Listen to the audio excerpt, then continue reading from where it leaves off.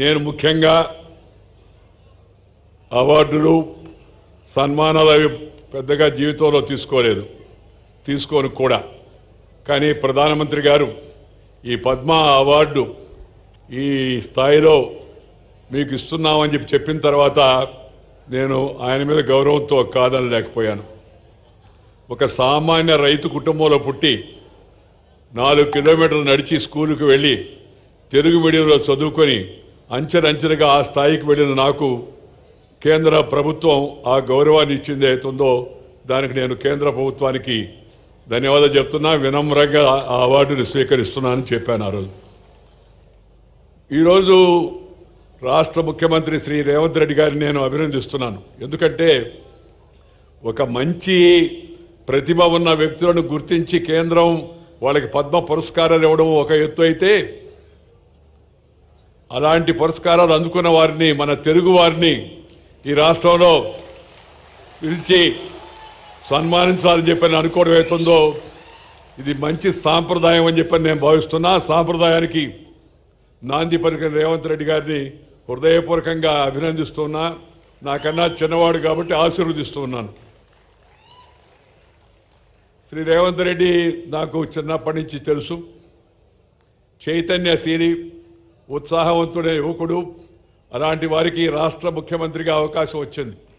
ఆయన హయాంలో మరిన్ని మంచి పనులు జరగాలని, తెలంగాణ యొక్క సర్వతోముఖ అభివృద్ధికి ఆయన పూర్తిగా కృషి చేస్తారని నమ్మకం నాకుంది. దానికి ప్రజల యొక్క ఆశీస్సులు కూడా ఉంటాయని చెప్పని నేను భావిస్తూ ఉన్నాను. ఈరోజు ఈ పద్మ అవార్డులు ఇచ్చిన వాళ్ళని మీరు గమనించండి. మనం చిన్నప్పటి నుంచి చూస్తూ ఉన్నాం పద్మ అవార్డులు. కానీ ఇలాంటి పరిస్థితి ఇంతకుముందు పెద్దగా రాలా మనకి. పద్మ విభూషణ్ వచ్చిన వాళ్ళ గురించి నేను మాట్లాడడం లేదు. పద్మ అవార్డులు వచ్చిన వాళ్ళు ఎవరుతున్నారో వాళ్ళ గురించి. ఎందుకంటే మట్టిలో మాణిక్యాలను ఆ వాసన పట్టి గుర్తించి బయటకు తీసినట్టుగా ఈ మహానుభావులను, మహా వ్యక్తులను కేంద్ర ప్రభుత్వం నరేంద్ర మోడీ గారు వారికి గుర్తించి పద్మ అవార్డు ఇవ్వడం ఒక కొత్త సాంప్రదాయం. ఏంటంటే రికగ్నైజింగ్ ది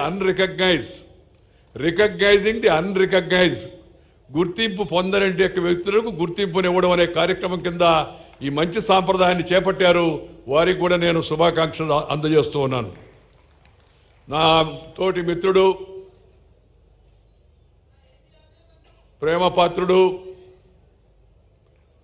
శ్రీ చిరంజీవి గారికి పద్మ విభూషణ్ లభించినందుకు నాకు ఎంతో సంతోషంగా ఉంది. ఎందుకంటే నేను ఎప్పుడు ఆయన నటనా సామర్థ్యాన్ని గురించి, ప్రతిభను గురించి చెప్తూ ఉంటాను. గతంలో కూడా చెప్పాను. మీ సౌకర్యార్థం మళ్ళా కూడా చెప్తూ ఉన్నాను. తెలుగు కళామ తల్లికి 2 కళ్ళు స్వర్గీయ నందమూరి తారక రామారావు గారు, అలాగే అక్కినేని నాగేశ్వరరావు గారు. తెలుగు కళామ తల్లికి 2 కళ్ళు స్వర్గీయ నందమూరి తారక రామారావు గారు, అక్కినేని నాగేశ్వరరావు గారు అయితే 3వ కన్ను శ్రీ చిరంజీవి గారని చెప్పని సందర్భంగా నేను మనం చేస్తా ఉన్నాను. ఈ విషయం నేను ఇవాళ చెప్పడం లేదు, ఆయనకు అవార్డు లభించింది కాబట్టి అని.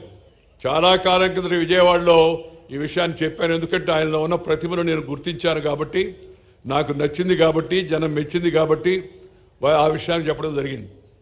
ఎందుకంటే మరి తన నటనా కౌశల్యం ద్వారా ప్రజానికాన్ని రంజింప చేయడం, దానికోసం నిరంతరం శ్రమిస్తూ ఉండడం ఒక ఎత్తైతే, ఆ నటనలో కొన్ని ప్రమాణాలు పాటించి అసభ్యతకు, అశ్లీలతకు, హింసకు పెద్దగా తావివ్వకుండా నటన కొనసాగించడం అవుతుందో చిన్న విషయం కాదు. ఆ విషయంలో చిరంజీవి గారిని ఇతరులు కూడా ఆదర్శంగా తీసుకోవాల్సిన అవసరం ఎంతో ఉంది.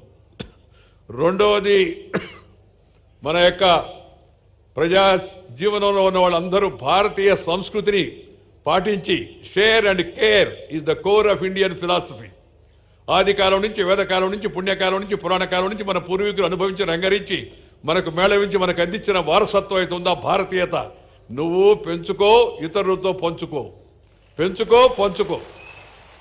ఈ షేర్ అండ్ కేర్ అనేది మన పెద్దలు మనకు అందించినట్టు పెద్ద గొప్ప నానుడు. దాన్ని వారు జీవితంలో ఆచరిస్తూ పెద్ద నటుడుగా పేరు వచ్చినా, రాజకీయాల్లో అవకాశం వచ్చి పైకి వెళ్ళినా, మరి కింద జనానికి, సామాన్య జనానికి మేలు చేయాలనే ఉద్దేశంతో ఆ బ్లడ్ బ్యాంక్ కార్యక్రమాన్ని చేపట్టి దాన్ని కరోనా సమయం ఆ తర్వాత కూడా నిరంతరం కొనసాగించడం అవుతుందో ఇది చాలా చాలా అభినందించిన విషయం అని మీ అందరికీ నేను మనం చేస్తున్నాను.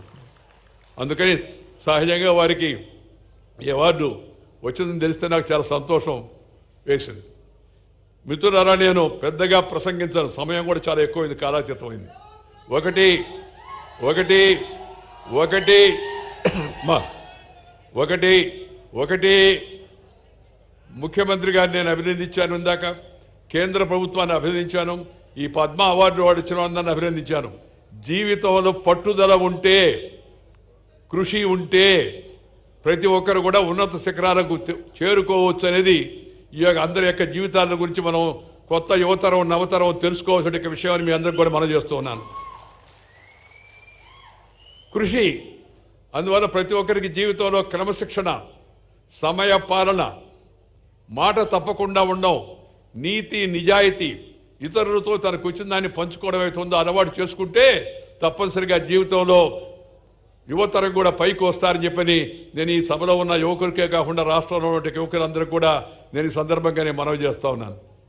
అలాంటి అవకాశం వస్తుందంటే ప్రయత్నం చేస్తే వస్తుంది.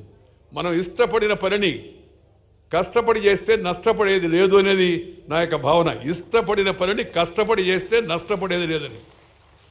ఈ వయసులో కూడా ఇలా ఉత్సాహంగా ఉండి ఇంత ఉరకరెత్తిచ్చేట్టుగా నటన చేయడం అంటే చిన్న విషయంగా, దాని వెనక ఎంత శ్రమ ఉందో, రోజు ఎంత బాధలు పడుతుంటారో, ఎంత ఇబ్బంది పడుతూ ఉంటారో నటులు మనం అర్థం చేసుకోవచ్చు. బట్ శ్రమ, ఆ శ్రమ అది ఇష్టపడిన శ్రమ. ఇష్టపడిన శ్రమని కష్టపడి చేస్తే నష్టపడేది లేదు, మంచి గుర్తింపు వస్తుంది. దానికి వారి యొక్క జీవితం కూడా ఒక ఉదాహరణ చెప్పని సందర్భంగా నేను మనవి చేస్తా ఉన్నాను.